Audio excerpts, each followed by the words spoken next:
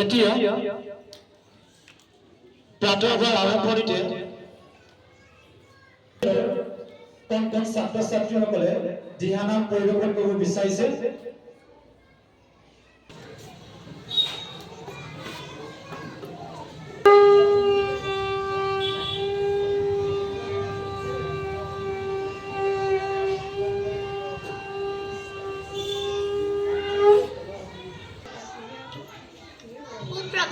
সকলোলৈকে প্ৰীতি আৰু সম্ভাষণ জনাই আমি পঞ্চম শ্ৰেণীৰ ছাত্ৰ ছাত্ৰীসকলে এটি দিহানাম পৰিৱেশন কৰিবলৈ ওলাইছোঁ।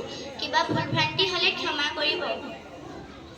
গুৰু ব্ৰহ্মা গুৰু বিষ্ণু